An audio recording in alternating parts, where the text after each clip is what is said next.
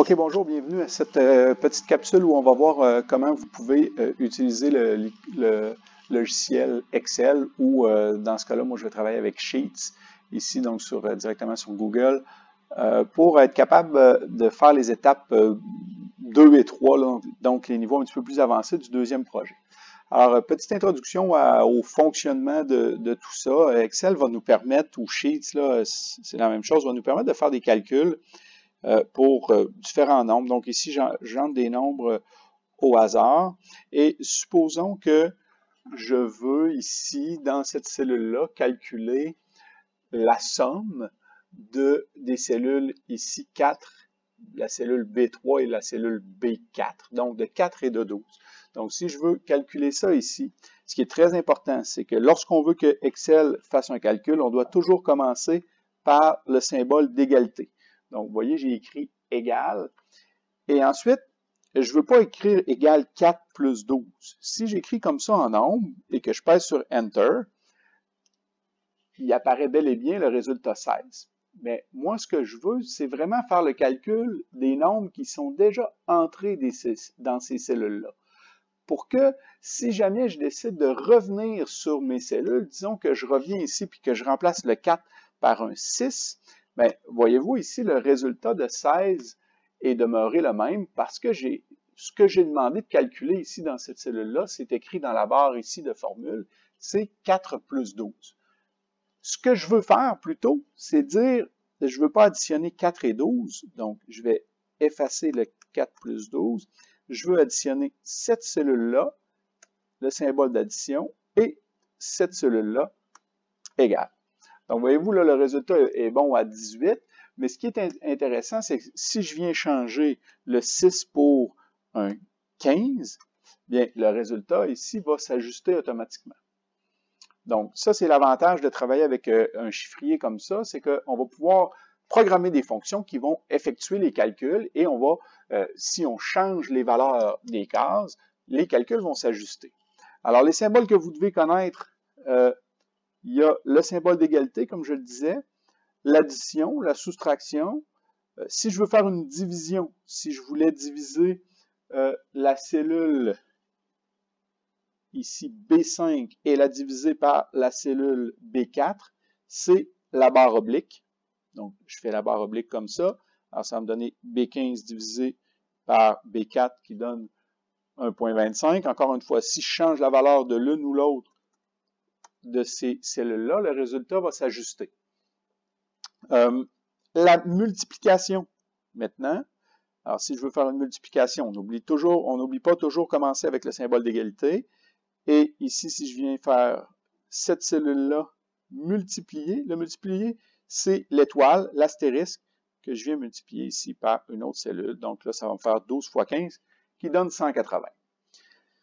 N'oubliez pas, si vous voulez faire un calcul un petit peu plus complexe, donc si je veux, par exemple, multiplier la cellule B par la différence entre les deux cellules qui suivent, bien, je dois mettre, s'il y a lieu, des parenthèses. Donc, je vais faire le produit de cette cellule-là, donc multiplier qui est l'étoile, et ici, je viens mettre mes parenthèses, cette cellule-là, moins cette cellule-là, et je ferme ma parenthèse, égale, et voyez-vous, j'ai le résultat. Puis encore une fois ici, si je viens changer mes valeurs, voyez-vous ici, j'ai un négatif parce que le résultat de ma soustraction est un nombre négatif. Donc, si je change mes valeurs, ça va s'ajuster automatiquement. Alors, voici en gros les grandes lignes de ce que vous allez avoir à utiliser dans votre projet. Maintenant, plus spécifiquement à votre projet, voici à quoi devrait ressembler le chiffrier que vous allez nous remettre. Tout ce qui est en vert, c'est des choses qu'on va devoir remplir. Donc, moi, quand je vais recevoir votre chiffrier, je vais rentrer différentes valeurs ici pour le nombre de personnes. Donc, on pourrait être 7, 8, 9, 10, 11. On avait dit qu'on le faisait pour ce chiffrier-là. Dans l'étape B, on le faisait pour le 15 passagers, donc pour un nombre de personnes qui serait à partir de 7, plus le prof de maths qui conduit, donc on serait à 8, donc on ne peut plus être dans le 7 passagers. Alors, vous voyez en vert ici le nombre de personnes, le coût du billet, coût d'une chambre, Nombre de nuits, distance à parcourir et l'argent de poche, ça c'est moi qui va le rentrer. Donc moi je décide que, alors je change ces valeurs-là. Moi je décide qu'on part à 10, que le coût de mon billet est à 125 $, que le coût d'une chambre est à 100, disons on se garde 280 $. Le nombre de nuits, disons qu'on dort 2 nuits là-bas. Distance à parcourir, on est à 680 km. Et l'argent de poche, disons que je veux dépenser un petit peu, alors disons 275 $. Donc ça, c'est moi qui vais le rentrer quand je vais vérifier votre travail. Et lorsque je vais rentrer ces valeurs-là, ici dans le vert, toutes les cellules en jaune devraient se calculer par les formules que vous allez avoir entrées. Prenons quelque chose de relativement simple. Disons qu'on veut voir pour le coût des billets. On voit que le coût d'un billet est de 125 $ et qu'ici on est 10 personnes. Donc le coût total des billets va être de 1250.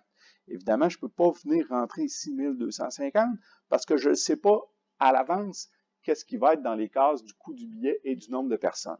Donc, comme c'est une formule, je vais demander à Excel ou à Sheets ici de calculer. Je commence par le symbole d'égalité.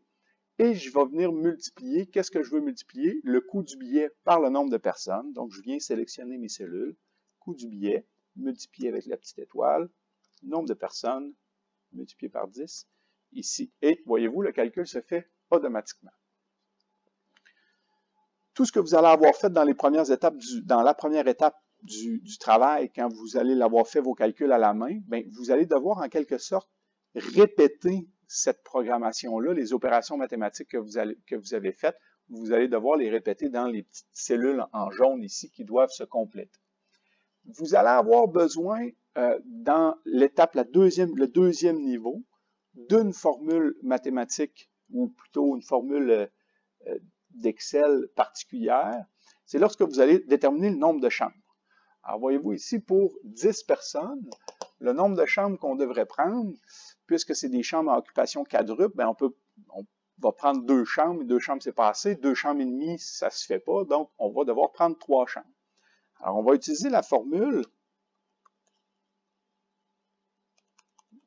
Round Up qui devrait apparaître ici. Alors Round Up, puis là voyez-vous, on a un petit peu d'aide qui nous dit quoi faire. Alors qu'est-ce qu'on veut ici, là? Quelle valeur on veut arrondir? Bien, nous, on va arrondir le nombre de personnes qu'on divise par 4. Alors, le nombre de personnes qu'on divise par 4, ici, ça nous donnerait 2,5. Alors, à 2,5, on va devoir prendre 3 chambres. Alors, on va arrondir. Et ici, on nous demande combien de décimales. Bien, nous, on ne veut pas garder de décimales, donc aucune décimale. Et automatiquement, ça va nous faire un total de 3 chambres. Et si je viens changer le nombre de personnes, disons qu'on est 13 personnes, bien, voyez-vous, le nombre de chambres va automatiquement s'ajuster. Je crois bien qu'avec ces informations-là, vous êtes capable de faire le deuxième niveau. Le troisième niveau, pour atteindre le 100%, c'est un petit peu plus de travail parce que là, vous allez devoir trouver une façon de déterminer à partir du nombre dans la cellule ici, quel type de véhicule vous allez prendre, ce qui va influencer le coût de location, le coût du kilométrage, la quantité d'essence, le coût de l'essence, etc. Pour ça, ben, ce que je vais vous dire, c'est que vous allez devoir utiliser une formule que je tape ici, qui est la formule IF. Et là, ben, c'est là que je vais vous laisser. Là. Je vais vous demander d'essayer de regarder avec ça qu'est-ce que vous êtes capable de faire. Si vraiment vous êtes rendu là, vous êtes avancé, puis évidemment que tout le reste du plan de travail est bien fait, vous pourrez venir me voir, qu'on regarde ça, M. Charland ou moi, qu'on regarde avec vous comment on peut vous aider. Mais disons que ce sera vraiment pour ceux qui ont le goût d'en faire un petit peu plus. Alors, je pense qu'avec ça, vous devriez être capable de travailler pour ceux et celles qui s'intéressent à la deuxième partie du projet. Et je vous dirais que ça serait une très bonne option puisque déjà, le troisième projet va de toute façon vous demander de travailler avec Excel. Voilà.